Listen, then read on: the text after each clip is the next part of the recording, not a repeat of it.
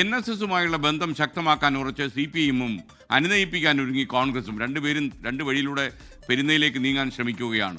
സർക്കാരിനോട് NSS ഉന്നയിച്ചുള്ള ആവശ്യങ്ങളിൽ അനുകൂല തീരുമാനമെടുത്ത് ബന്ധം കൂടുതൽ ശക്തമാക്കാനാണ് CPIഎമ്മിൻ്റെ നീക്കം. ശബരിമല വിഷയത്തിൽ തുടക്കം മുതൽ വിശ്വാസികൾക്കൊപ്പമായിരുന്നു കോൺഗ്രസ് എന്ന് അദ്ദേഹത്തെ ബോധ്യപ്പെടുത്താൻ, അതായത് NSനെയും NS ജനറൽ സെക്രട്ടറിയെയും ബോധ്യപ്പെടുത്താനാണ് കോൺഗ്രസിൻ്റെ ഇപ്പോഴത്തെ നീക്കം. ഷബീദ് റാവുത്തർ രണ്ടുപേർക്കിടയിലൂടെ സഞ്ചരിക്കുന്ന NS ജനറൽ സെക്രട്ടറിയെ കുറിച്ച് പറയാനും കൂടി നമുക്കൊപ്പം ചേരുകയാണ്. Shabeed, good morning. വിവരങ്ങൾ.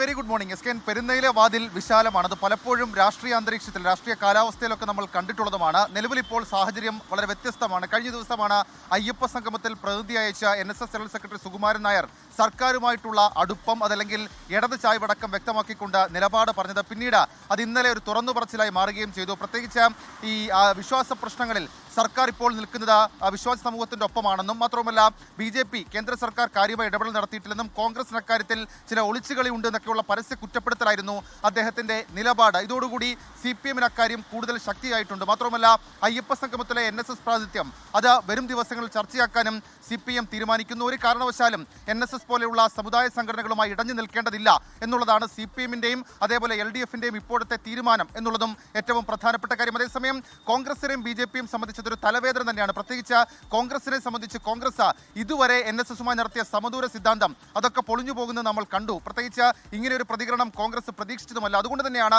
KPCC നേതൃത്വം ഇക്കാര്യത്തിൽ ഒരു അനുനയ നീക്കത്തിന് ഇപ്പോൾ തീരുമാനമെടുത്തിട്ടുള്ളത്. അനൌദ്യോഗികമായും NSS നേതൃത്വത്തെ കണ്ട് വിശ്വാസ പ്രശ്നങ്ങളിൽ കോൺഗ്രസ് എടുത്തിട്ടുള്ള നിലപാട് അത് വ്യക്തമാക്കും. മാത്രവുമല്ല ആ NSSനെ ഒപ്പം നിർത്താനുള്ള അവരുടെ നീക്കങ്ങൾ തുടരുകയും ചെയ്യും. ഏതെങ്കിലും തരത്തിൽ CPIഎമ്മിനെ അല്ലെങ്കിൽ LDFനെ വിശ്വാസ പ്രശ്നങ്ങളിൽ വിമർശിക്കുമ്പോൾ അത് NSSനെ ബാധിക്കരുത്, NSSനെ തുടരുത് എന്നുള്ളൊരു കർശന നിർദ്ദേശം കൂടി ഇതുമായി ബന്ധപ്പെട്ട് KPCC നേതൃത്വം നൽകിയിട്ടുണ്ട്. എന്തായാലും ആ കൂടിക്കാഴ്ചകൾ എങ്ങനെ, ആ ദൂതൻ ആരായിരിക്കും, ഇതിനോടകം തന്നെ ചില കോൺഗ്രസ് നേതാക്കൾ NSSുമായി സംസാരിച്ചിട്ടുണ്ട് എന്നുള്ള വിവരങ്ങൾ പുറത്തു വരുന്നുണ്ട്. ഏതായാലും ആ കൂടിക്കാഴ്ചയ്ക്ക്, ഇനിയുള്ള കൂടിക്കാഴ്ചയ്ക്ക് ആര് പോകും എന്നുള്ളതൊരു ആകാംക്ഷയുമാണ്.